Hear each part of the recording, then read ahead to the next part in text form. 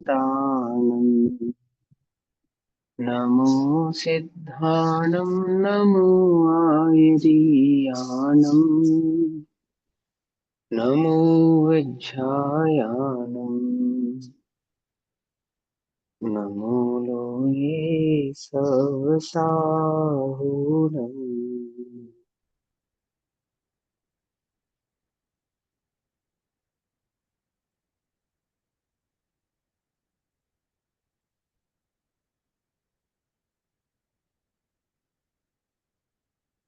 अरिहंत सिद्ध सूर्य साधु सर्व अर्थ के प्रकाशिक मांगली रूपकारी है। इनको स्वरूप ज्ञान रागते भई जो भक्ति काय को न माए स्तुति को उचारी है। धन्य धन्य आप ही सुकाज सब आज भयो कर जोरी बार बार वंदना हमारी है। मंगल कल्याण सुख ऐसो हम चाहतो है। ओ मेरी ऐसी दशा जैसी तुम धारी है।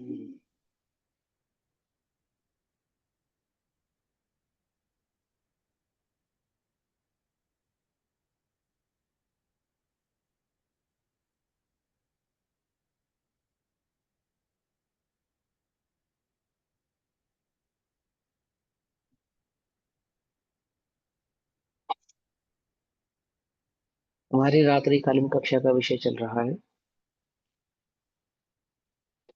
सल्लेखना। छोटे दादा श्री हुकमचंद भारती जी के द्वारा रचित समाधि मरण पुस्तिका के माध्यम से हम सल्लेखना पर स्वाध्याय कर रहे हैं ना। तो कल जो प्रसंग चल रहा था उससे आगे चलते हैं। तो प्रसंग ये था कि सल्लेखना के काल में जो संबंधित जो प्रश्न थे उनमें सबसे पहली बात ये थी। दो बातें ध्यान रखो। सबसे पहले तो ये कि जिसकी सल्लेखना हो रही है उसको कहते हैं छपक। जो सल्लेखनाशीन जीव है उसको कहते हैं छपक। और जो उस सल्लेखनाशीन जीव की सल्लेखना करवा रहा है उसकी सेवा कर रहा है उसको कहते हैं निर्यापक। क्या कहा समझ में बात। जो सल्लेखना जिसने सल्लेखना धारण की है उसको कहते हैं शपक। और जो सल्लेखना धारण करने वाले जीव की सेवा कर रहा है उसको कहते हैं निर्यापक। ठीक। तो क्या कह रहे हैं कि जिन जीवों ने संलेखना धारण करनी है उससे संबंधित जो प्रश्न हमारे पास कल थे उससे आगे कंटिन्यू करते हैं। तो सबसे पहला पॉइंट हमें क्या ध्यान रखना चाहिए कि किसी के भी औदैहिक भावों से अपने औदैहिक भावों का मिलान नहीं करना चाहिए। कि अमुक व्यक्ति ने संलेखना के काल में इस प्रकार का परिणाम रखा था तो मैं भी इस प्रकार का परिणाम करूं। अथवा अमुक व्यक्ति ने इस प्रकार का कार्य किया था तो मैं भी इस प्रकार का कार्य करूं। क्या करना है एकमात्र तत्व निर्णय करना है। तत्व अभ्यास करना है। और तत्व निर्णय या अभ्यास हो चुका है तो उस आत्मा का अनुभव वेदन या उस आत्मा के भाव में ही अपने चित्त को लगाना है। आत्मा में चित्त रमे बहुत अच्छी बात है। नहीं रमे तो सात तत्व के स्वरूप का चिंतन करो। सात तत्व के स्वरूप का चिंतन नहीं कर सकते हो तो देवशास गुरु की भक्ति में चित्त को लगाओ। तीन ही काम चौथा कोई काम नहीं। या तो देवशास गुरु या तो सात तत्वों का निरूपण चिंतन मनन और या फिर एक शुद्धात्मा का अनुभव आत्मा की एकाग्रता। चौथा कोई कार्य करने योग्य नहीं है। आपकी कषाय कितनी मंद है आपकी कषाय तीव्र कितनी तीव्र है वो तो तत्समय की योग्यता उस समय आपकी जैसी योग्यता होगी जीवन भर आपकी जैसी तैयारी रही होगी आपने जिस प्रकार का पुरुषार्थ किया होगा उस पर निर्भर करेगा। कदाचित कर्म आदि के तीव्र उदय के कारण कषाय आदि तीव्र हो भी जाती है। किसी किसी जीव की कषाय आदि तीव्र हो भी जाती है। तो घबराने की कोई आवश्यकता नहीं है ना निर्यापक को ना शपक को। क्यों नहीं घबराना चाहिए। जो जो देखी वीत राग ने सो सो होसी वीरारी अनहोनी ना होत घटेसी काहे होत धीरारी। किसी भी परिणाम का किसी भी पर्याय का किसी भी परिणमन का मैं करता नहीं। प्रत्येक पर्याय जिस क्षेत्र द्रव्य की जिस क्षेत्र में जिस काल में जो पर्याय होनी है उस द्रव्य की उस क्षेत्र में उस काल में वही पर्याय होती है। जीव पहले भी ज्ञाता था आज भी ज्ञाता है आगे भी ज्ञाता रहेगा। अपने ज्ञाता भाव को कभी भूलना नहीं चाहिए। समझ में बात। अब देखो गजब की बात यह है कि यदि ज्ञाता भाव याद है तो कषाय तीव्र है ही नहीं। और ज्ञाता भाव भूल गए तो वही तो कषाय की तीव्रता है। समझ हतकशाय तीव्रता किसे कहते हैं? कि जहां हमें भेद विज्ञान नहीं सुहा रहा है, जहां हमें तत्व का चिंतन नहीं सुहा रहा है, जहां हमें देवशास गुरु की शरणागति नहीं सुहा रही है, उनका चिंतन, उनका मनन, उनकी भक्ति नहीं सुहा रही है, वही वास्तविक तीव्र कषाय है। अथवा हमें भोगादि की वस्तुओं की याद आ रही है, पंचेंद्रिय के विषय याद आ रहे हैं, अथवा अपने संयोगिक भाव या बीते हुए समय की बातें याद आ रही है। भोगे जो भोग पहले, उनका न होवे सुमिरन। समझ में बात? मैं राज्य संप्रदाय पद इंद्र का न चाहूं। तो जो निर्यापक होते हैं उनको इन बातों का ध्यान रखना चाहिए। किन बातों का? कि शपथ के समक्ष किसी इस तरह की चर्चा ही नहीं करनी चाहिए जो पांच इंद्रिय के विषयों से संबंधित हो, भूतकाल से संबंधित हो, भविष्य से संबंधित हो, या उसके सगे संबंधियों से संबंधित हो। एकमात्र चर्चा कौन सी होनी चाहिए? या तो देवशास्त्र गुरु संबंधी होनी चाहिए, या सात तत्व संबंधी होनी चाहिए, और या आत्मचिंतन आत्मानुभव की ही होनी चाहिए। अन्य कोई चर्चा नहीं होनी चाहिए। पंडित टोडरमल जी ने क्रम बताया समय दर्शन को प्रकट करने का। क्या बताया उन्होंने? देवशास्त्र गुरु का श्रद्धान, फिर सात तत्वों का अभ्यास, फिर आपा पर का भेद विज्ञान, और चौथा स्वानुभूति। समझिए बात? ये चार ही चीजें करने योग्य है, पांचवी कोई चीजें करने योग्य नहीं, कोई कार्य करने योग्य नहीं। अब जिन्होंने कल प्रश्न पूछा था, है वो आज कक्षा में? ध्यान नहीं गया मैं, किन्होंने पूछा था, कोई बात नहीं। तो प्रश्न समझ में आ गया उनका? जो प्रश्न था उसमें क्या है, क्रम में सबसे पहला क्या काम करना? औदैहिक भावों से अपने औदैहिक भावों का मिलान नहीं करना। और अभ्यास के तौर पे क्या करना? एकमात्र तत्व अभ्यास ही करना। जो तत्व अभ्यास में सहावी हो वह कार्य ही करना। जो इंद्रियों की ओर ले जाता हो, इंद्रियों की चपलता प्रकट करता हो, ऐसे चिंतन नहीं करना, ऐसा भोजन नहीं करना, ऐसे संयोगों को धारण नहीं करना। और स्वतंत्रता का अभ्यास तो सदैव ही रखना, प्रति समय करना। स्वाधीनता से ही हमें संलेखना धारण करनी है, किसी के आधार से हमें संलेखना धारण करनी नहीं है। कि ऐसे संयोगिक जीव हम मुझे प्राप्त होंगे तो मेरी संलेखना होगी, ऐसा नहीं। ये चर्चा हमने कल की थी। अब आगे पढ़ेंगे। मोहन दीदी आगे पढ़िए। एक सीमा जी का भी क्वेश्चन था कि मान के चलिए मुझे वर्तमान में सम्यक दर्शन है, अभी तक तो कोई समस्या नहीं है, लेकिन बाय मेरा सम्यक दर्शन बाय चांस छूट जाए तो उस समय क्या होगा? कि सम्यक दर्शन भले ही छूट जाए, छह ऑप्शन तो जीव का छूटता नहीं है। जो छह ऑप्शन ज्ञान है ना, जिस छह ऑप्शन ज्ञान के बल पे जब सम्यक दर्शन प्रकट हुआ तो पांच लब्धि पूर्वक प्रकट हुआ ना, तो उसमें छह ऑप्शन लब्धि थी या नहीं थी? उस छह ऑप्शन लब्धि में क्या था? उस विशुद्धि लब्धि में क्या था?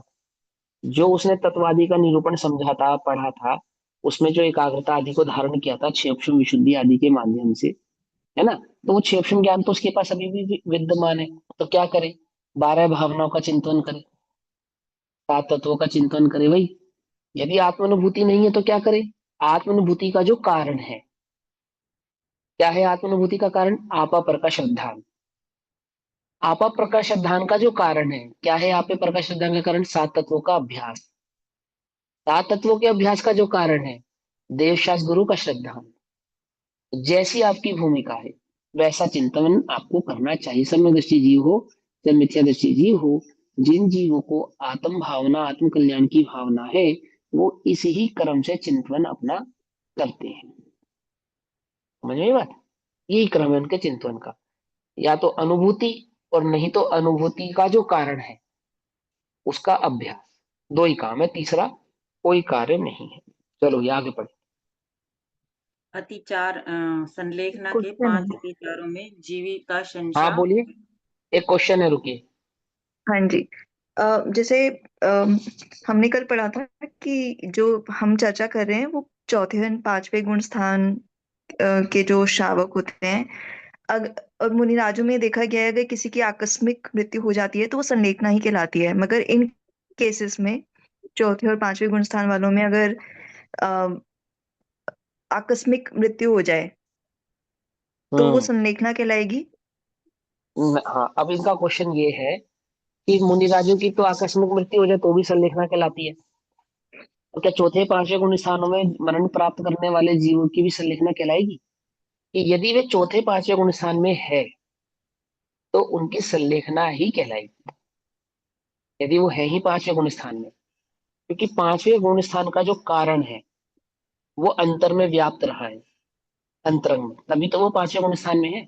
यदि अंतरंग में वो कषाय का अभाव नहीं होगा तो क्या वो पांचवें गुण स्थान में हो सकते हैं? यदि अंतरंग में मिथ्या दर्शन होगा तो क्या कोई जीव चौथे गुण स्थान में हो सकता है? नहीं हो सकता ना।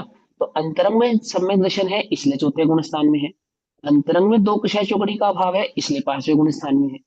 तो वो जो कषाय का अभाव है उस अभाव के साथ होने वाला जो संयोग और वियोग है, जो वियोग है, देह का वियोग है, वो उनकी संलेखना ही नाम प्राप्त करता है। उसको बाल मरण ही कहते हैं, या बाल पंडित मरण ही क्या कहेंगे। उसको क्यों कहेंगे? क्योंकि जो उसका कारण है ना, मूल कारण, वो जो सम्यक दर्शन और वो जो कषाय का अभाव, वो तो उसके पास समक्ष है ही।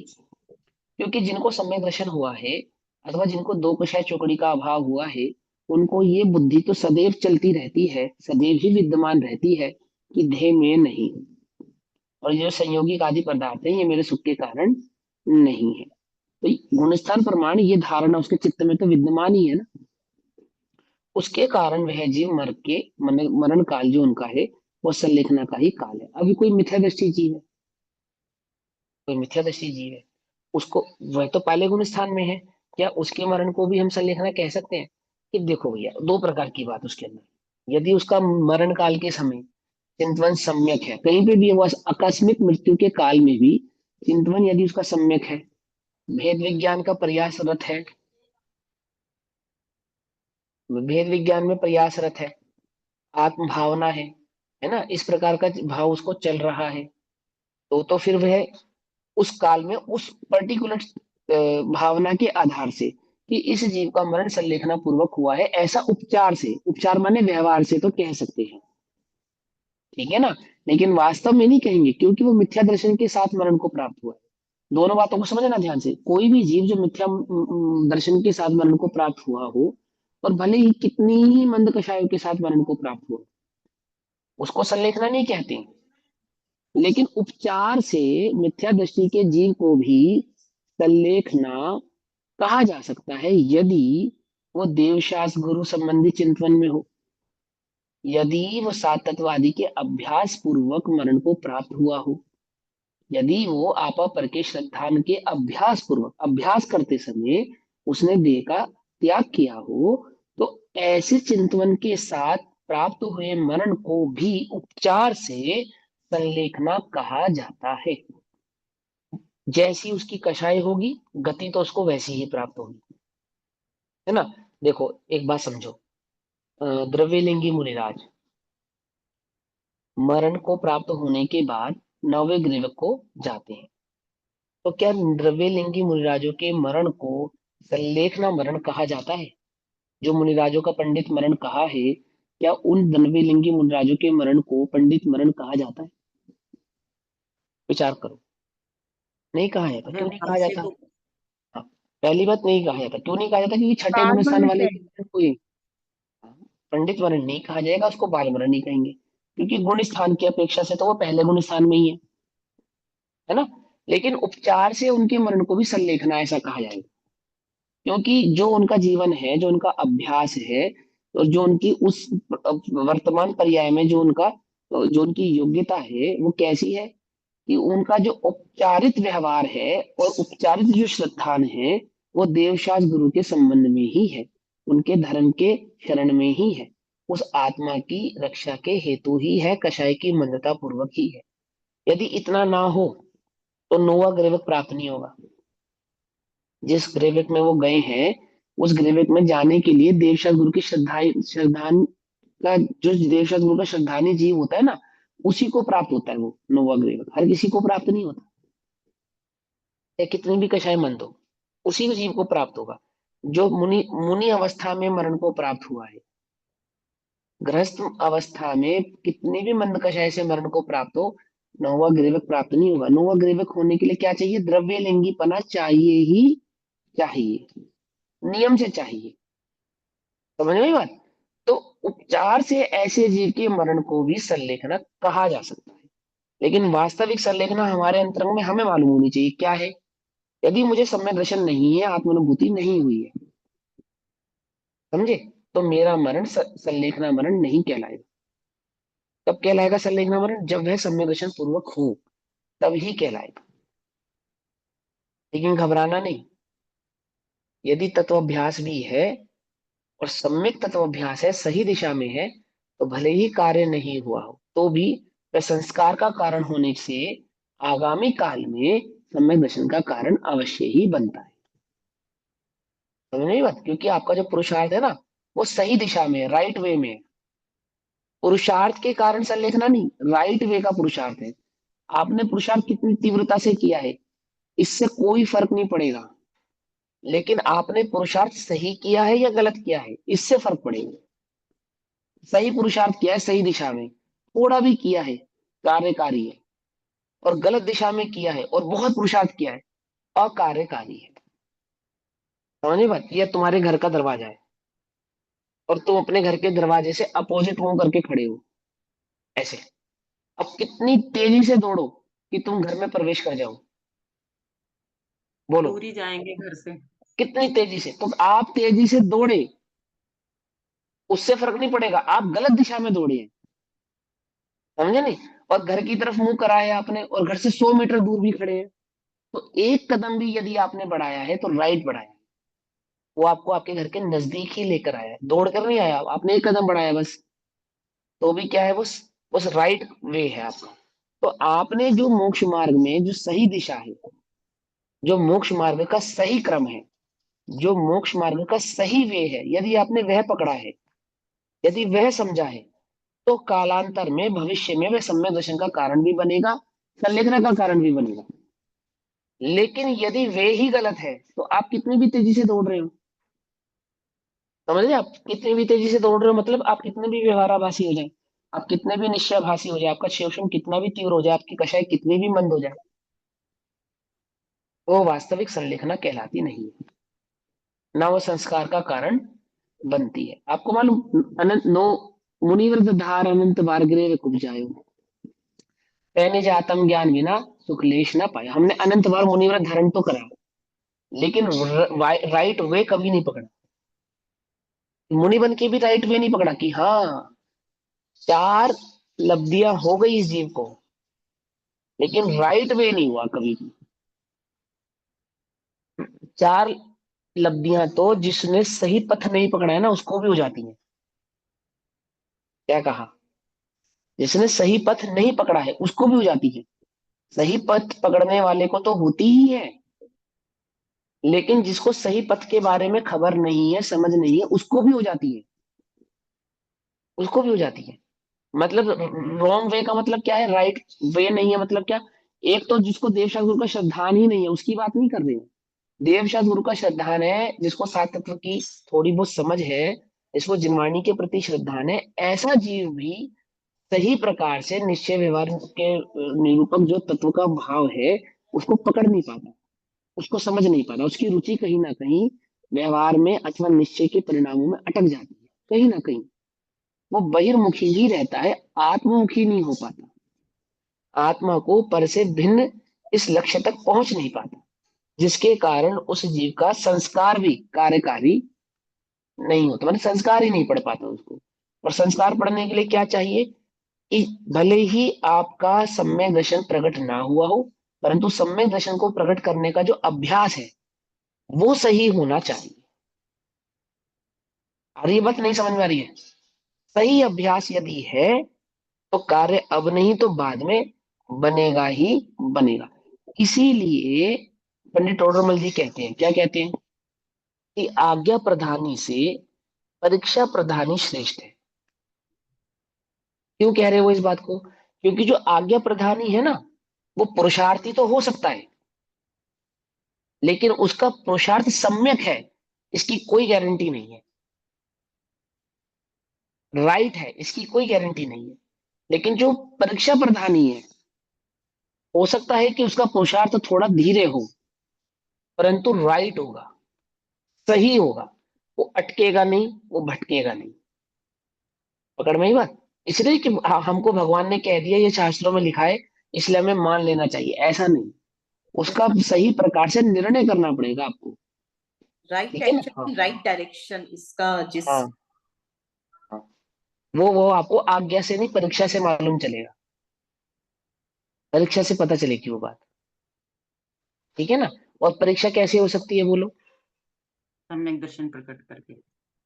एक तो वो, दूसरा अभ्यास से। बिना अभ्यास के परीक्षा नहीं होगी। आपको मैं आत्मा हूं, मैं आत्मा हूं, और मेरे को तो बिल्कुल एकदम शांति बनी रहती है भैया, और हम तो बस सबको ज्ञाता दृष्टा देखते हैं। ये सब नहीं है, ये अभ्यास नहीं है। प्रमाद है ये, प्रमाद। क्या कहा? प्रमाद है ये। आपको मालूम, मुनिराज जैसे जीव भी यदि ध्यान नहीं करते तो क्या करते हैं? स्वाध्याय करते हैं। मुनिराज भी ध्यान नहीं कर रहे हैं तो क्या कर रहे हैं? स्वाध्याय कर रहे हैं। और हम, ध्यान की तो कुछ पता ही नहीं है, छोड़ ही दो उसको तो।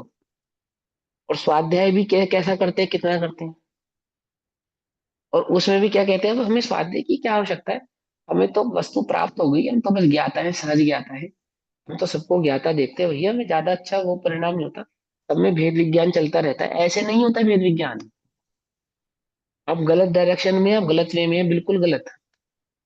आप अपने आप को धोखा दे रहे हैं, अपने आप को संतुष्ट कर रहे हैं बस। जैसे खरगोश क्या करता है मुसीबत देख के? आग बंद कर लेता है। ऐसे ही ये मिथ्या दृष्टि क्या करता है वेद विज्ञान के नाम पे, पुरुषार्थ के नाम पे क्या करता है? हम तो भैया, अब हम सहज भय, हम तो सहज ज्ञाता दृष्टि है। ठीक है भैया, ऐसा चल, कुछ नहीं है ये सब, धोखा देने वाली बातें हैं। पंडित टोडरमल जी की शब्दों में कहे तो चतुराई की बातें हैं। समझे? जो पुरुषार्थी होते हैं वो क्या होते हैं? वो अभ्यासी होते हैं, स्वाध्यायी होते हैं। उनका पुरुषार्थ थमता नहीं है, निरंतर चलता रहता है। वस्तु प्राप्त होने के बाद भी चलता रहता है। जो छठे सातवें गुण स्थान में मुनिराज हैं, जो हर अंतर मुहूर्त में शुद्धोपयोग को प्राप्त हो रहे हैं, जो कभी आठवें गुण स्थान में चढ़ते हैं, कभी नीचे गिरते हैं, ऐसे मुनिराज भी जब ध्यान के काल में स्वाध्याय। नहीं होते हैं तो स्वाध्याय कर रहे होते हैं। समझे? और हमें तो अगर 1 घंटा भी अगर ऐसा चिंतन चल जाए कि मैं ज्ञाता दृष्टा हूँ, 1 घंटा भी गलती से चल जाए, तो क्या होता है हमारे साथ? हमारी बाहें ऐसे फूल जाती है कि बस अब हमें शास्त्र की हमें क्या आवश्यकता है? हम स्वयं चलते फिरते शास्त्र है क्या? अब हमें स्वाध्याय की क्या आवश्यकता है? हम स्वयं चलते फिरते स्वाध्याय हैं।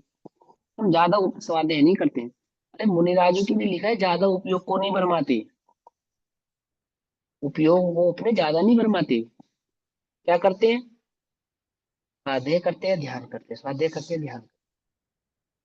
और हम अपना उपयोग अंतर्मुखी हुआ भी नहीं है, बहिर्मुखी है।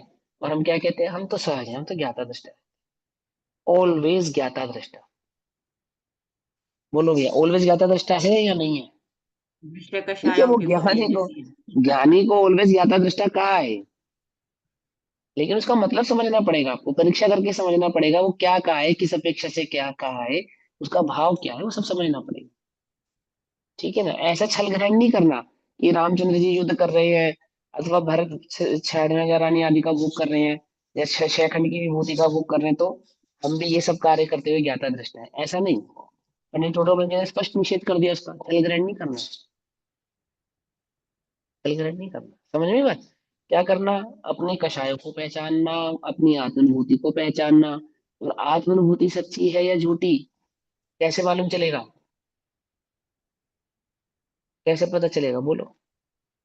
आगम चक्षु कषायों साहु, से। आगम से, आगम से मिलान होगा उसका।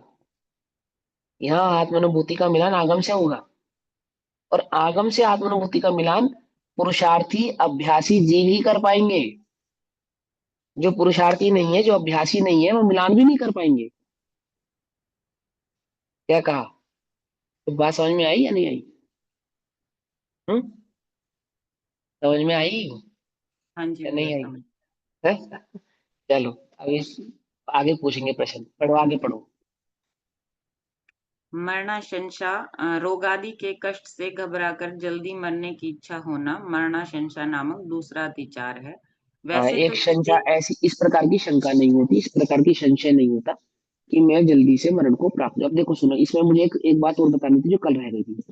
हो सकता है जो छपक है वो अपने संलेखना के काल में किसी तीव्र वेदना के कारण किसी तीव्र वेदना के कारण चीखने लगे, चिल्लाने लगे, हाय मैं मरा, ऐसा कहने लगे। अथवा ऐसा भी कहने लगे कि आप मुझे तो मरना है, आप मुझे मार डालो। देखो, छपक भी कह सकता है और निर्यापक को भी ये भाव आ सकता है, अरे भैया ये इस बेचारे की कोई गति सुधर जाए।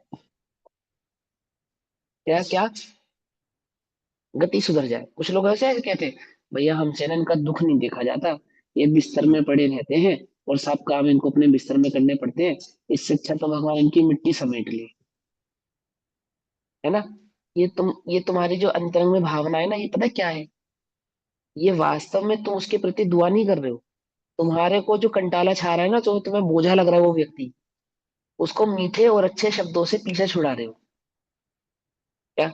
एकदम मीठे मीठे शब्दों से कि हम तो चाहते हैं भगवान इसकी मिट्टी समेट ले, इसकी समेट ले या तेरी सरदर्दी दूर कर दे। बोलो। जैसे ऐसा निर्यापक निर्यापक को, जैसे शपक को ये चिंतन नहीं करना चाहिए कि मुझे जीना है अथवा मरना है, ऐसे ही निर्यापक को भी ये चिंतन नहीं करना चाहिए या तो ये जी जाए या तो ये मर जाए। कुछ बात समझ में आई नहीं? दोनों को। यदि निर्यापक को भी एक दिन छपक बनना है, नहीं बनना है, जो जिसकी सेवा कर रहा है शपक की, उसको भी एक दिन शपक की श्रेणी में आना है, और वो ये चिंतन कर रहा है कि ये भगवान इसको उठा ले, इसका मतलब वो इसके मरने की कामना कर रहा है। क्या कह रहा है कि मैं तो चाहता हूं इसकी गति सुधर जाए। किस सुधार किसका चाह रहा है वो वास्तव में? अपनी सरदर्दी दूर करना चाह रहा है, उसको सरदर्दी लग रही है। मुनिराज एक मुनिराज की सेवा करते हो, मैंने पहले भी बताया कैसे सेवा करते हैं। कई बार मल अविरुद्ध हो जाता है पेट में, तो गुदा द्वार से हाथ डाल के मल निकालना पड़ता है, अपने हाथों से मल क्षेपण करना पड़ता है मुनिराजों को। साबुन या सैनिटाइजर यूज नहीं करते वो। मुनिराजों को ग्लव्स नहीं होते हाथों में और मास्क नहीं लगाते वो मुंह पे, और सेवा करते हैं। और ये विकल्प नहीं करते हैं क्या, कि ये साधु जल्दी से, क्यों? क्योंकि वे उसको देह नहीं देखते, अपने को भी देह नहीं देखते, उसको भी देह नहीं देखते। जुगुप्सा कषाय होती ना, उसको जीता होता उन्होंने। जुगुप्ता जुगुप्सा कषाय समझते हो? कि किसी की यदि सेवा करनी पड़े तो उससे घृणा नहीं करते, रोगी देह से घृणा नहीं करते, बुजुर्ग देह से घृणा नहीं करते। दांत नहीं होते ना मुंह में, तो लार गिरने लगती है मुंह से, तो उसके मुंह को, चेहरे को देखकर घृणा नहीं करते। अभी बस समझ में? नहीं समझ में? बुरी से बुरी दशा हो सकती है, कल्पना करो आप। हमने प्रैक्टिकल देखो, अपनी आंखों से देखी होगी तुमने अगर आसपास अपने बुजुर्गों की, होती है। लेकिन क्या होता है, ऐसा विकल्प नहीं होता जरा सा भी कि ये चले जाए, अथवा उसको भी, स्वयं को भी ये विकल्प नहीं होता कि हे भगवान मैं मरण को प्राप्त है। भेद विज्ञान करते हैं, जैसे स्वस्थ दशा है ना अभी हमारी, इस स्वस्थ दशा से भी भेद विज्ञान करो, क्योंकि सदैव नहीं रहने वाली। अभी स्वस्थ दशा है, बिल्कुल एकदम स्वस्थ दशा। अभी ऐसा विकल्प आता है कि ये शरीर छूट जाए इस समय। जब स्वस्थ है आप, एकदम 100% स्वाधीन है, अपना कार्य खुद कर सकते हैं हर चीज में, किसी की जरूरत नहीं आपको, ऐसा विकल्प आता है ये देह से छूट जाए। ऐसा ही छपक को मरण के काल में जब देह स्वाधीन नहीं होती, तब भी ये विकल्प नहीं आता कि ये देह छूट जाए। समझ में बात नहीं समझ में? क्यों? तुम तो मिथ्या दृष्टि हो, देह को अपना मान के बैठे हो, देह की स्वस्थता में अपनी स्वस्थता माने बैठे हो। लेकिन सम्यक दृष्टि तो अपने को देह ही नहीं मानते, इसलिए देह दृष्टि से देखते भी नहीं है। वो देह के आधार से अपनी गणना ही नहीं करते, वो देह की अशुद्धि अथवा देह की कमजोरी को अपनी कमजोरी ही नहीं मानते, इसलिए देह छोड़ने का विकल्प भी नहीं करते। पकड़ में ही बात? देह, स्वस्थ देह में एकत्व किसको है? मिथ्या दृष्टि को। और आत्मा में एकत्व किसको है? सम्यक दृष्टि को। कैसा? जैसा मिथ्या दृष्टि को स्वस्थ देह में एकत्व है, क्योंकि देह की अस्वस्थता में तो उसको छोड़ने का विकल्प करेगा, लेकिन सम्यक दृष्टि या स्वस्थ देह को भी छोड़ने का विकल्प नहीं करते। तो क्या रहने का विकल्प करते हैं? कि रहने का भी नहीं करते। रहती है तो रहे, जाती है तो जाए। समझ नहीं बात? ऐसा, ऐसे दो। और तीसरे नंबर का पढ़ो आगे। ये तो अभी दूसरा ही चल रहा है भैया। वैसे तो प्रत्येक आत्मार्थी मुमुक्षु भाई बहन की भावना ऐसी होना चाहिए या होती है, लाखों वर्षों तक जीऊं या मृत्यु आज ही आ जावे। संलेखना लेने वाले को तत्काल मरने और अपरिमित काल तक जीने के लिए तैयार रहना ही चाहिए। हम्म यानी कि तत्काल मरने तैयार रहना चाहिए कि मृत्यु अभी हो जाए उसके लिए भी तैयार है, और हो सकता है मृत्यु 2 4 5 10 साल 50 सालों तक भी ना हो, उसके लिए भी तैयार रहना चाहिए। दोनों ही स्थिति के लिए तैयार रहना चाहिए, है ना। हो जाए तो भी ठीक, नहीं हो तो भी ठीक। देह का विकल्प नहीं करना चाहिए। देखो आयु कितनी है तुम्हारी? नहीं पता। अनादि निधन हो भैया, नहीं पता कैसे नहीं पता? हाँ। समझे नहीं समझे? अनादि निधन हो तुम, ध्रुव हो तुम, कैसे नहीं पता तुम्हें? समझे? ऐसा जब भी अपने अपना अवलोकन जब भी करो, अपना आंकलन जब भी करो, तो कहाँ से करो? ध्रुव पन्ने से करो। जब भी अपनी ओर देखो तो कहाँ से देखो? रुपया से, पैसा से, धन से, बुद्धि से, पढ़ाई से नहीं, उदय से नहीं, आत्मा से देखो। पहले अपने को अपनी आत्मा से देखो। कुछ समझ में आई बात? नहीं समझ में आई? मैं ध्रुव हूँ। जो अपने को उदय से देखेगा वो तो दुखी रहेगा, उदय से बिन देखेगा वो सुखी रहेगा। क्या कहा? बात समझ में आई नहीं आई? देखो, आज से 10 20 50 साल पहले तुम छोटे बच्चे थे, गोदी में थे, तो गोदी में थे ना, तो मम्मी की पापा की गोदी में शूशू कर देते थे, करते थे ना। अब तुम बड़े हो गए, तो किसी ने तुम्हें बताया, क्या बताया? कि जब तुम छोटे थे तो ऐसे ऐसे काम करते थे। तो ये सुनकर तुम्हें दुखी हो जाते होंगे तुम बहुत ज्यादा। अरे भगवान, ऐसे थे हम, हमें तो पता ही नहीं है कि हम इतने खराब थे। ऐसा लगता है तुम्हें कभी? कभी ऐसा विचार आता है, ऐसा विकल्प लगता है? नहीं लगता ना। क्यों नहीं लगता? कितने सहज हो तुम। ऐसा ही होता है, हर छोटा बच्चा ऐसा ही होता है, ऐसे ही होता है ना। ऐसे ही ज्ञानी उदयों की दशाओं को देखकर घबराते नहीं है। बोलो भैया, पाप के उदय में क्या होता है? क्या होता है? जैसा हो रहा है ऐसा ही होता है। भाई हमारे साथ जो हो रहा है, क्या कोई विशेष हो रहा है क्या? पाप के उदय में ऐसा ही होता है। कुछ बात समझ में? कोई हमारी बुराई कर रहा है तो पाप के उदय में ऐसा ही होता है। होता है या नहीं होता है? हमारे को कोई रोग हो गया, अथवा हमारा कोई कार्य नहीं बन पा रहा है, अथवा हम आगे नहीं बढ़ पा रहे, कोई उन्नति नहीं कर पा रहे, धन नहीं कमा पा रहे, तो क्या घबराने वाली बात है? पाप के उदय में और क्या होता है? ऐसा ही तो होता है कि कोई हमारे को सुनता नहीं है, दुनिया हमें गलत समझती है, कोई साथ देने वाला नहीं होता है। और किसको कहते हैं पाप का उदय? और किसको कहते हैं? जैसे बचपन किसको कहते हैं, ऐसे ही पाप का उदय किसको कहते हैं? इसी को तो कहते हैं। और पुण्य के उदय में क्या होता है? कि तुम गलत भी करोगे तब तुमको सब अप्रिशिएट करेंगे। ऐसा ही होता है, बिना चाहे सब कुछ मिलता है। कार्य करते थोड़ा, फल मिलता है ज्यादा। कार्य करता है कोई और, अप्रिशिएशन मिल जाता है हमको। होता है? बोलो, ऐसा नहीं होता? कई बार होता है, हमने कुछ नहीं किया फिर भी हमारे लिए तालियां बज जाती है। और कई बार ऐसा होता है 100% काम हम ही ने किया होता है, और कोई हमें पूछता भी नहीं है। ऐसा होता है ना। आप और पुण्य के उदय में और क्या होता है? या नहीं जानता है? उदय में तो ऐसा ही होता है। इसमें क्या विशेष है? इसमें क्या बड़ी बात है? 80 वर्ष का व्यक्ति हो जावे और बाल काले रहे, तो सोचने वाली बात है, अरे भैया तुम्हारे बाल काले कैसे हैं? सफेद हो जावे तो क्या विशेष बात है? भाई 80 साल के हो गए, अब नहीं होगा तो कब होगा? ऐसा ही है ना, आजकल तो खैर 25 30 साल भी नहीं आते। तो उसको भी सब लोग सहजता से स्वीकार कर लेते हैं। कर लेते नहीं कर लेते? आजकल आजकल किसी 35 36 साल के लड़के के बाल सफेद देखो तो आश्चर्य लगता है आपको? आजकल लगता ही नहीं, नॉर्मल कॉमन सी बात है ना। ऐसे ही ज्ञानी उदय को कैसे देखते हैं? ऐसे ही देखते हैं, अरे तो कॉमन सी बात है, उदय में ऐसे ही होता है, क्या विशेष हो रहा है? अर्थात वे उदयों से घबराते नहीं है, उनका भेद विज्ञान ऐसा इतना स्ट्रॉन्ग चलता है ऐसा। चलो ये आगे पढ़ो। नंबर 3, मित्रानुराग। मित्रों के साथ अनुराग होना, उन्हें बार बार याद करना मित्रानुराग नामक तीसरा अतिचार है।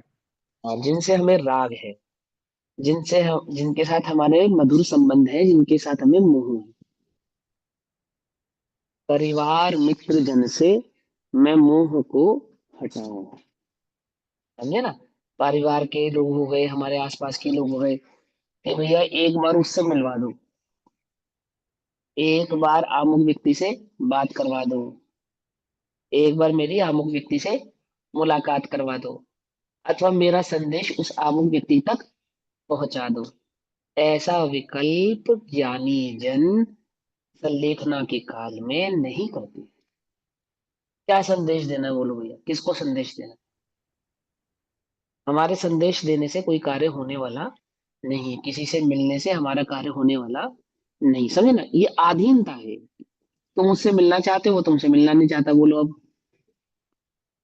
कई बार होता है ना, फोन आता है कि भैया मिल जाओ, नानी बुला रही है, तुमसे बड़े दिनों से मिली नहीं है, एक बार तुमसे मिलना चाहती है, और तुम्हें लग रहा है यार नानी का तो यही काम है, अब हम अपना काम धंधा छोड़ के कहाँ जाए। वो तो बेचारी सोच रही कि एक बार मेरा देवता मेरे से आके मिल जाए, और देवता क्या सोच रहा है कि मेरे पास समय ही नहीं है, ये मुझसे मिलके क्या करेंगे, मुझे कुछ समझ में ही नहीं आएगा, ना उन्हें मेरी बात सुनाई देगी, ना मुझे उनको मेरी बात समझ में आएगी, क्या हो जाएगा मिलके? कुछ बात समझ में नहीं आ रही है?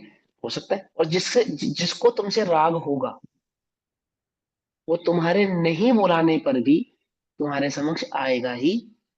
आएगा या नहीं आएगा? जिसको तुमसे राग होगा, बोलो। फूल भंवरों को अपने पास बुलाते हैं, या भंवरे स्वयं फूलों के पास खींचे चले जाते हैं? बोलो। भंवरे स्वयं खींचे स्वयं चले चले जाते। जाते हैं, चले जाते हैं, स्वयं चले जाते हैं। जिन्हें जिन वस्तुओं से राग होता है, जिन संबंधों में जिन्हें राग होता है, वे आपो आप ही उस ओर चले जाते हैं। जिनको जिनकी रुचि होती है, वो आपो आप ही चले जाते हैं। जिनको जिनकी रुचि नहीं होती है कुछ बात समझ में नहीं? आपने देखा, शराब की दुकानें होती है ना, शराब की दुकानें, वो रोड से 50-500 मीटर भी अंदर हो, ऐसे देहाती गांव में भी हो, जहाँ लाइट भी ना आती हो, तो भी वहां भीड़ लगी रहती है। एडवर्टीजमेंट नहीं करना पड़ता शराब की दुकान को, छोटा सा बोर्ड भी लिखना पड़ेगा ना, ठेका इधर है, बस इतना। इधर है भी लिखने की जरूरत नहीं है, सिर्फ ठेका लिख के एरो बना देते हैं। ऐसा होता है नहीं होता है, तो पहुंच जाता है। जिसको जिसका नशा है, उसको तो कहाँ ढूंढने की आवश्यकता, बोलो। है या नहीं? राग ऐसा ही है। मोह महा मद पियो अनादि, भूल आपको भरमत वादी। किसकी उपमा दी है? मोह को शराब की उपमा दी है। मोह महा मद, मद माने शराब। समझे? उसकी ऐसा ही है, जिसको तुमसे जिसको राग होगा, ये शबक को समझा रहे हैं। तुमसे जिसको राग होगा, वो तुमसे स्वयं ही मिलने आ जाएगा। तो क्या इच्छा करता है किसी से मिलने की? तो क्या विकल्प करता है कि मेरा मित्र मुझसे मिलने आ जाए? कोई किसी का मित्र ही नहीं। इस जहां में कई मित्र बनाए तूने, रिश्तेदारी सभी से निभाई तूने, भूल कर अपना घर जाने कितनों के घर तुझको जाना पड़ा। ये बात तो भूल ही गया, है ना? इस जहां में कई घर बनाए तूने। अरे मित्र का घर अपना घर लगता नहीं लगता, बोलो। जिनसे राग होता है, उनका घर अपना घर लगता है या नहीं लगता है?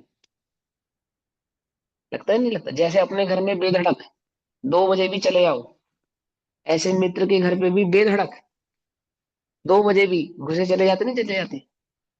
ऐसे ही है ना? हम तो अपने मित्रों के घर पे टाइम देखते ही नहीं पहुंचने का समय, ऐसे चले जाते जैसे हमारे ही घर हो। बेल भी नहीं बजाते, हम तो दरवाजा खोल के चले जाते सीधा अंदर। ये ऐसा ऐसा उपचार भी नहीं करते कि मैं बेल बजानी पड़े, और फिर वो आएगा और हमारे लिए दरवाजा खोलेगा। लोग है तो बात अलग है। समझे या नहीं समझे? इस जहां में कई घर बनाए तूने, रिश्तेदारी सभी से निभाई तूने, लेकिन क्या नहीं करा? अपना घर कभी पहचाना नहीं।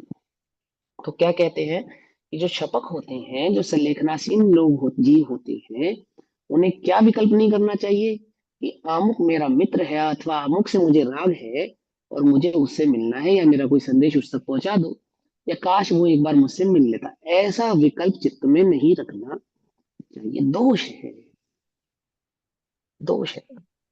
आई बस में निर्दोष सर भावना इनको मुनिराज, नहीं चाहिए। हाँ सर मुनिराज। मुनिराज के तो मित्र होते ही नहीं है ना, वो मैं तो तो भैया का हूँ सबके साथ एक पहली बात। समान रहते हैं। सबसे पहले तो मैं भैया का हूँ, सर मत कहा करो। ठीक है भैया। ना, हाँ सर्वर में कहा करो, अच्छा नाम नहीं लगता। दूसरी बात सुनो, कि मोने राजों की अपेक्षा से चर्चा नहीं चल रही, चर्चा तो गृहस्थों की अपेक्षा से ही चल रही है। अभी बताया ना, चौथे पांचवे गुण स्थानों की अपेक्षा से चल चौथे। रही है। हाँ, छठे सातवें की अपेक्षा से नहीं चल रही। मुनि राजों का जो गुण स्थान होता है वो छठा होता है, और जो गृहस्थों का जो गुण स्थान होता है वो चौथा पांचवा होता है। एक बात। दूसरी बात, कि मुनि राजों के मित्र होते हैं ना, एक मुनिराज को अन्य मुनिराज से राग हो जाता है, अपने गुरु से राग होता है, अपने आचार्य से, अपने संगासी न जिनसे उन्होंने शिक्षा ग्रहण की, ऐसी उपाधि आदि से राग हो जाता है। तो नहीं है कि मुनि राजों को राग नहीं होता। मित्र माने जिससे तुमको राग है वो सब तुम्हारे मित्र हैं। समझे, मित्र है सगे संबंधी है, जो भी तुम्हारा उनके साथ व्यवहार है, जिनके साथ तुम्हारा क्या है, राग है। चलो, पत्नी मित्र समान होती नहीं होती, पुत्र मित्र समान होता है या नहीं होता, और पुत्री मित्र समान होती नहीं होती, और पिता मित्र समान होता है या नहीं होता। है जगत में कोई ऐसा रिश्ता जिसको तुम मित्र से आंकलन ना कर सो, जिसका पिता भी मित्र होता है, पुत्री भी मित्र होती है, बेटा भी मित्र होता है, मित्र तो मित्र होता ही है। मित्र माने जिसके साथ तुम्हारा राग है। गुरु शिष्य के भी बीच में मित्र जैसा व्यवहार हो सकता है, हो सकता है। कुछ बात समझ में नहीं। एक पंडित जी, धवल पंडित जी, आप लोगों ने तो नाम भी नहीं सुना होगा, मिले भी नहीं होंगे। छिंदवाड़ा में रहते थे धवल, बहुत फेमस, बहुत हिंदुस्तान में बड़ा डंका बजाया उन्होंने अपने टाइम में। तो वो जब हमारे गुरुजी से मिलते थे, सूर्य प्रकाश जी से, तो ऐसे मिलते थे जैसे दो मित्र मिलते हैं। थे उनसे काफी बड़े, धवल पंडित जी हमारे गुरुजी से काफी बड़े थे, एजेड थे, लेकिन जब वो मिलते थे तो कैसे मिलते थे, जैसे दो मित्र मिलते। पहले तो पंडित जी की, हमारे गुरुजी की कमर ठोकते थे, कमर ठोकते थे और कहते थे, और भाई सुमत पट्टे, क्या हाल है तेरे। पट्टा प्रेम का शब्द है पंजाब में, समझे। वो स्वयं पंजाबी नहीं थे, लेकिन वो जब मिलते थे तो ऐसे ऐसे कहते थे, ये और भी बता। उसको गुरु जी को हमारे ऐसे मिलते थे। तो राग तो आपको किसी से भी हो सकता है, समझे ना। गुरु को शिष्य से हो सकता है, मुनराज को मुनराज से भी हो सकता है, लेकिन शपथ को ऐसा राग किसी के प्रति नहीं रखना कि अमुक व्यक्ति ने मुझे जीवन भर पढ़ाया है, तो वो उसका उपदेश एक बार और मुझे प्राप्त हो जाता, अथवा मैं एक बार उसके दर्शन कर लेता। ऐसी कोई भावना नहीं होनी चाहिए। एक बात और बताऊं, थोड़ी कठोर लग सकती है। शपथ को यह विकल्प भी नहीं होना चाहिए कि यदि वो शपथ संलेखनासीन है, कि एक बार मैं शिखर जी की वंदना कर रहा हूं, अथवा मैं एक बार आमुक तीर्थ की वंदना कर रहा हूं, अथवा मुझे एक बार आमुक गुरु की दर्शन करा दो, ये भी विकल्प, भले ही वो ग्रस्त है, परंतु शपथ को नहीं होना चाहिए। क्योंकि जो शल्य है ना, शल्य, शल्य, वो बड़ी खतरनाक होती है। समझे। अभी देखो, सम्यक दर्शन तो अंदर में है नहीं, तत्व की रुचि, तत्व की खबर भी उसको नहीं है, धर्म किस वस्तु का नाम है, इस परिणाम का नाम है, वह भी जानता नहीं है। शेखर जी की वंदना करने गए, अरे भैया धन्य है वो जीव जो यहाँ जन्मे हैं। वहां तो कुत्ता भी जन्मा है, भील जाति के लोग भी जन्मे हैं। जन्म जाओ तुम भी भील बन के, क्या दम है उसमें, बोलो। जन्म जाना तुम भी वहां पे तिरंच बन के, क्या जमे। इतने सारे पेड़ खड़े हैं वहां, क्या वह जीव नहीं है। धन्य होंगे ना वो पेड़ जो शेखर जी की भूमि में उग गए, बोलो। है या नहीं है वो धन्य। वो कुत्ता धन्य नहीं है जो शिखर जी में जन्मा है, तो पारसनाथ भगवान की टोक पे अथवा अन्य की टोक पे सदा वहीं पे घूमता रहता है, धन्य नहीं है वो। बोलो, धन्य वो है जिसे तत्व की खबर है, धन्य वो है जिसे आत्मा की खबर है, धन्य वो है जो इस शिखर जी के टोक से गए जो सिद्ध भगवान है ना, उन्होंने जो उपदेश दिया है, उन्होंने जो मार्ग बतलाया है, उन्होंने जो रत्नत्रय की साधना की है, उस रत्नत्रय का बीज यदि हमारे चित्त में पड़ा है, वो धन्य है। यदि हम शिखर जी वंदना भी करने जा रहे हैं, तो उन श्री गुरुओं को स्मरण करके इसी भावना के साथ कि हे प्रभु, जिस पथ पे आप चले हैं, ओ मेरी ऐसी दशा जैसी तुम धारी है, मुझे भी प्राप्त हो। बोलो, पूजा में भगवान से क्या मांगते हैं? भगवान का ही पद मांगते हैं। इससे तो हल्की बात ही नहीं करते क्या? अनर्क पद प्राप्त है अर्घम निरुपामती स्वाहा। मैंने छोटी मोटी चीज नहीं मांगते। बोलो, तुम राजा के नजदीक जाओ, भेंट करो तुम प्रधानमंत्री से, और प्रधानमंत्री बोले बोले क्या चाहिए? बोले मुझे भी प्रधानमंत्री बनना है। देखो लोक में कितना अटपटा है या नहीं है ना? तुम्हारा अप्रेजल हो, तुम अपने बॉस के सामने खड़े हो जाओ और तुम्हारा बॉस बोले चलो यार, तू जो कहेगा वो दे देंगे तुझे, रोके जी तुम इस कंपनी के सीईओ मुझे बना दो, तो तुम्हें लात मार के भगा देगा तुम्हारा। सीईओ छोड़ो, टीएल से कह दो कि मुझे टीएल बनना है, टीम लीडर, तो वो तो कहेगा "नहीं भैया, ये तो मेरी सीट खा जाएगा"। कुछ बात समझ में आई या नहीं आई? लेकिन हमारे को देखो ना, हम तो इससे छोटा पद ही नहीं मांगते। क्या बोल रहे भगवान के समझ जाके कि मुझे भी वही पद चाहिए जो तुमने प्राप्त किया है। बात समझ में ही नहीं। वो धन्यता तो वह है कि तुम्हें वो मार्ग, वो विपरीतता की बात पता है, कि हमारे पास वो दम है कि हम अपने भगवान के समक्ष खड़े होकर क्या कह रहे हैं कि जब तक मुझे तुम्हारा पद प्राप्त ना हो, तुम्हारी शरणागति रहूं, तुम्हारे चरण कब तक पकड़ के रखूंगा? जब तक तुम मुझे अपने समान नहीं बना लेते तब तक पकड़ के रखूंगा। इससे छोटी चीज नहीं चाहिए मुझे। एक एक राजगद्दी मेरी भी होनी चाहिए। तुम भी तीन लोग के स्वामी हो, हमें भी तीन लोग का स्वामी बना। है जगत में कोई? बोलो, ये जिसका इतना बड़ा सीना हो। है हमारे प्रधानमंत्री का इतना बड़ा सीना, उसको बोलो जाके हमें बना दो प्रधानमंत्री। बेचारे अडवाणी सपना ही देखते रह गए। कट कर देना भैया, रिकॉर्ड हो रही है। कहाँ गई मित्रता? है कोई मित्रता? कुछ नहीं है। लेकिन वो कह रहे, वो समझ रहे ना? तो क्या है वास्तविक धन्यता? कि हमें वो वस्तु स्वरूप की खबर हो, वो धन्यता है। अन्य कोई बात हमें धन्य नहीं करती। तो जो जीव शपथ है, अथवा जिन्होंने संलेखना आदि धारण किया है, वो ऐसा विकल्प भी ना रखे। इसका मतलब छल ग्रहण मत करना। तुम स्वस्थ हो तो तुम भी सोचो कि हम तीर्थ वंदना करके क्या करेंगे। ये उसकी बात है जिसने संलेखना धारण की है, जिसने अपने को सीमित किया है, अपनी इंद्रियों को निग्रह किया है, अपने उपयोग को बाहर से हटाया है। तो वह अपने उपयोग को इतना भी हटा लेवे कि मन में ये शल्य ना रखे कि मुझे अमुक तीर्थ की वंदना करनी है। सहजता से किसी तीर्थ की वंदना हो जाए तो बड़ी भाव वंदना से करना चाहिए। यानी श्री गुरु की शरणागति प्राप्त हो जाए तो पूरे भाव विभाव रोके उनकी शरणागति जानी चाहिए, परंतु चित्त में ऐसी शल्य नहीं रखनी चाहिए, अथवा चित्त में ऐसा विकल्प नहीं होना चाहिए कि मुझे अमुक स्थान पे जाना प्राप्त हो जाए ऐसा। चलो भाई आगे पढ़ो।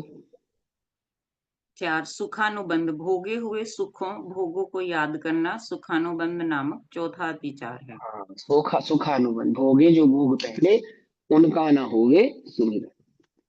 कि जो भूतकाल में हमने भोग भोगे थे, जो सुख भोगे थे, जो अच्छी अच्छी चीजें हमें प्राप्त हुई थी, वो फिर से हमें प्राप्त हो जाए या उनकी याद आ जाए। वो भी क्या दिन थे। सारे चार दोस्त मिलते हैं, चार रिश्तेदार मिलते हैं, क्या याद करते हैं? फला जगह का हलवा, फला जगह का रसगुल्ला, फला जगह की लाइट, फला जगह का ये, फला जगह का वो बहुत बढ़िया था, बहुत बढ़िया था, बहुत बढ़िया था। और वो भी क्या दिन थे यार, क्या जब हम कॉलेज में थे, जब हम स्कूल में थे, जब हम वहां घूमने गए थे, जब भोगे जो भोग पहले। नॉर्मल लाइफ में भी क्या नहीं करना चाहिए? बीती हुई बात का स्मरण नहीं करना चाहिए, चाहे वो अच्छी हो चाहे वो बुरी हो। चाहे वह अच्छी है चाहे वह बुरी है। गतम न शोचामी कृतम न मन्य। मूर्खों की गिनती में आते हैं ये, जो बीती हुई बात के बारे में चिंतन करते हैं, सोचते हैं। हमेशा अपने वर्तमान को या तो भूतकाल से मिलान करते रहते हैं। पहले हम ऐसे थे, अब हम ऐसे हैं। आधे से ज्यादा जो लोग तो इसीलिए दुखी हैं कि तुम अब पहले जैसे नहीं हो। क्या? समझ में आई बात? नहीं समझ में? या तो तुम्हारे रिश्तों में से आधे से ज्यादा झगड़े किस बात के हैं? कि पहले जैसे नहीं हो तुम, अब पहले जैसे नहीं रहे। पहले जैसे तो कुछ भी नहीं रहता भैया। क्या रहता है जगत में पहले जैसा? है कुछ चीज जो पहले भी जैसी थी अब भी वैसी रहे? रहता है कुछ? डिजाइन बदल जाते हैं रोज रोज, हर चीज के तो बदल जाते नहीं बदल जाते। लोक में कोई वस्तु नहीं है जो स्थायी हो। लेकिन ये दुखी है किससे?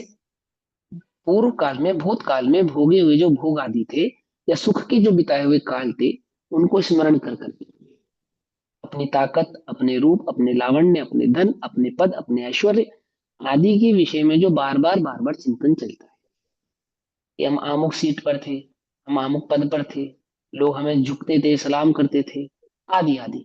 कभी हमारा पसीना भी गुलाब था क्या? ऐसा जो चिंतन चलता है, ऐसा छपक को चिंतन नहीं होना चाहिए। डेली रूटीन में भी, नॉर्मल लाइफ में भी, अगर अपनी जिंदगी को उत्तम बनाना चाहते हो, आगे बढ़ना चाहते हो, उन्नति प्राप्त करना चाहते हो, अपने वर्तमान को अपने भूतकाल से कभी मत मिलान करना, कभी भी मिलान मत करना। बोलो, तुम कल्पना करो, अब तुम अपने वही 2-4 साल के बचपन को और आज के 20-25 साल की जवानी से मिलान करोगे, कैसे लगेगा? अटपटा लगेगा नहीं लगेगा? बोलो, कैसे करोगे इसको मिलान?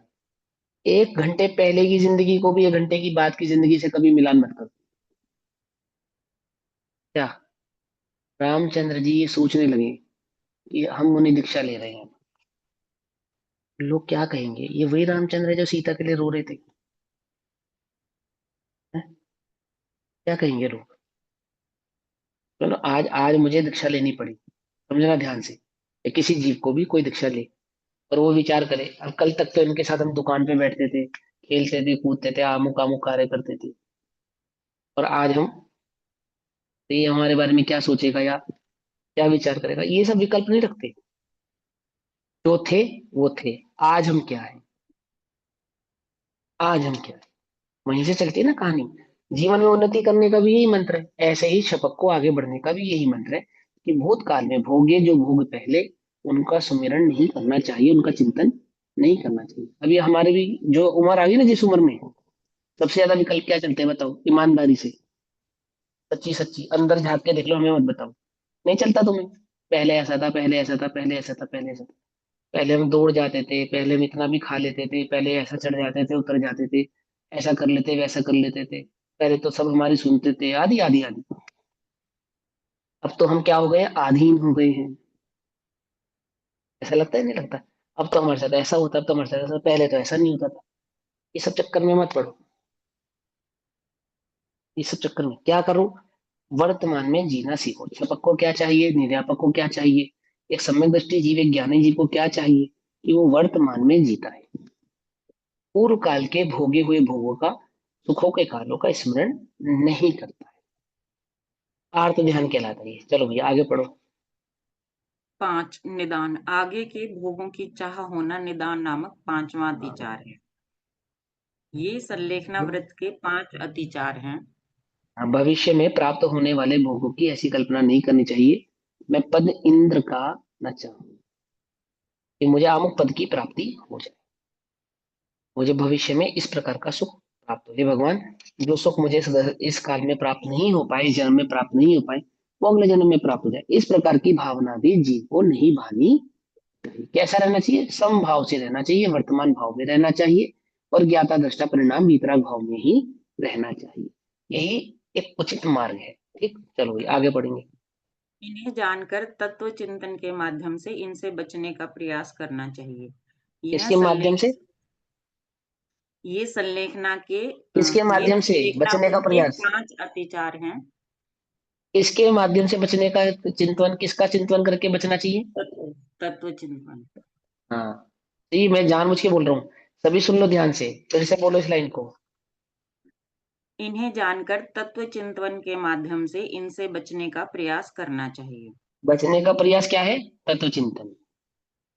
एकमात्र तत्व अभ्यास ही इन 5 प्रकार के निदानों से, इन 5 प्रकार के दोषों से बचने का उपाय है।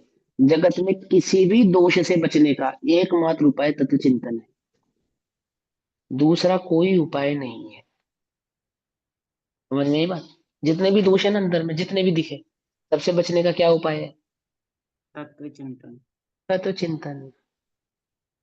तत्व चिंतन ही, तत्व अभ्यास ही सभी प्रकार से दोषों का मात्र बचने का उपाय। समय दर्शन प्रकट होने के बाद, छूटने के बाद जो संलेखना में है, उन जीवों के प्रश्न का भी यही उत्तर है।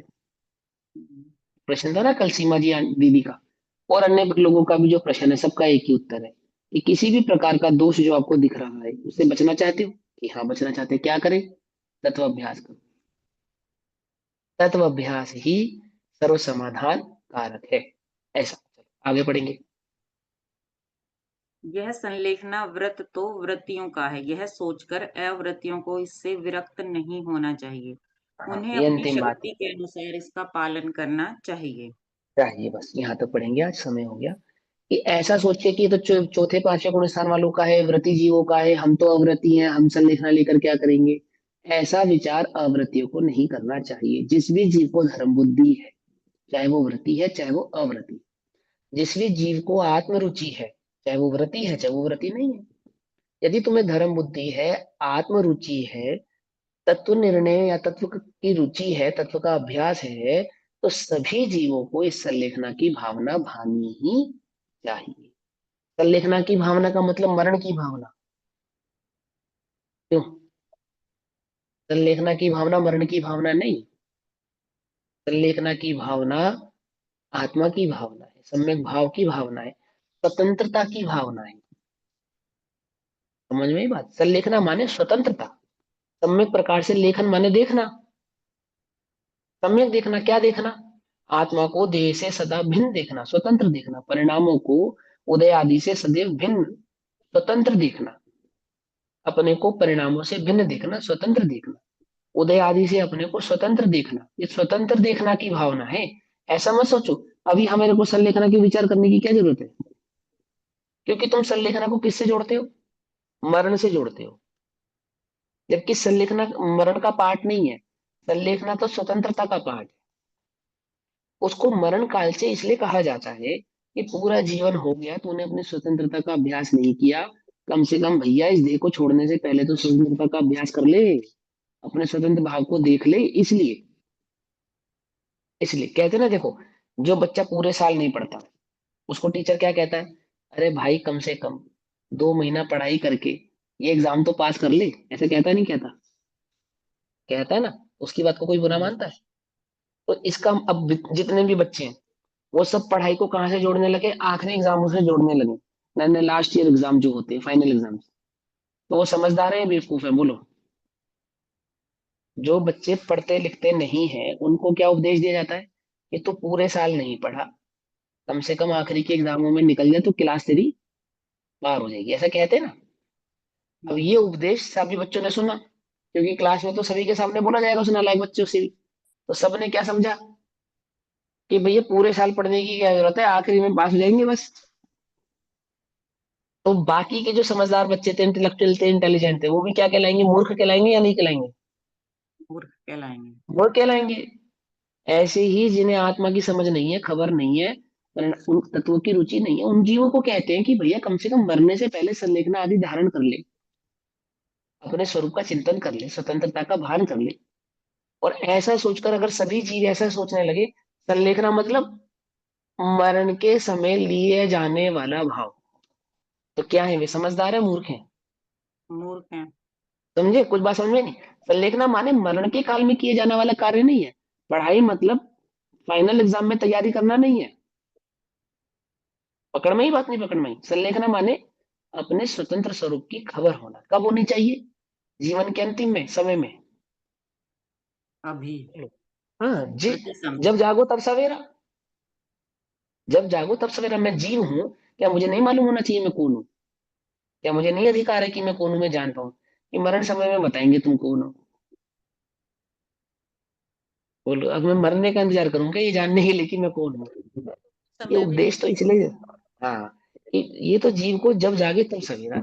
जिस समय भी ये भाव जागे कि मैं कौन हूँ, समझने की रुचि पैदा हो, उसी समय अभ्यास करके समझ लेना चाहिए, जान लेना चाहिए अपने स्वरूप को। ठीक। तो ये बात मैंने किस लिए कही कि संलेखना का मतलब ये मत समझना कि मरण के काल में धारण किए जाने वाला कोई भाव है, कोई परिणाम है। संलेखना तो स्वतंत्रता का अभ्यास है, स्वतंत्रता का अनुभव है। यदि पूरे जीवन काल में नहीं कर पाए हो तो इस जीवन के खत्म होने से पहले कर लो। क्यों? क्योंकि जीवन का उद्देश्य क्या था? मनुष्य पर यह क्यों मिली हमें? बोलो। इस रत्नत्रय की अनुभूति को प्रकट करने के लिए तो मिली थी। उस आत्मा को ध्यान के लिए, समझने के लिए, उसका अनुभव करने के लिए तो मिला था ये मनुष्य भाव, ये जैन कुल, ये देव शास्त्र गुरु की शरण, ये समय सार आदि के स्वाध्याय की रुचि, ये क्यों हुई है, हमको क्यों प्राप्त हुई है? बोलो भैया, स्कूल भेजने का उद्देश्य क्या है? कि साल के आखिर में पढ़ाई करना। ये ना अपने बच्चे को इसलिए तो भेजते हैं कि भाई तू तो बस क्लास के लास्ट सेशन में पास हो जाना, टप जाना किसी भी तरह से, 6 से 7, 7 से 8, 8 से 9 में किसी भी तरह से टप जाइयो भाई, ऐसा। यही उद्देश्य है ना हमारा बेचने का उसको? ये उद्देश्य नहीं है ना। हमारा उद्देश्य तो क्या है कि वो जिस प्रतिदिन पढ़े, प्रतिदिन भैया समझे, है ना? भैया ऐसे ही संलेखना माने कि जीव अपने जीवन काल में अपने इस जीवत जीवित शक्ति की खबर करके अपने ज्ञाता दृष्टा भाव को प्रकट करे। और जो पूरे जीवन काल में नहीं कर पाए हैं तो उनको ऐसा उपदेश देते कि भैया इस जीवन के अभाव से पहले तो कर, है ना? तो ऐसा मत समझना कि मरण के काल के समय धारण करने वाला कोई परिणाम ना, अपनी स्वतंत्रता को समझने का परिणाम ही संलेखना है, ऐसा।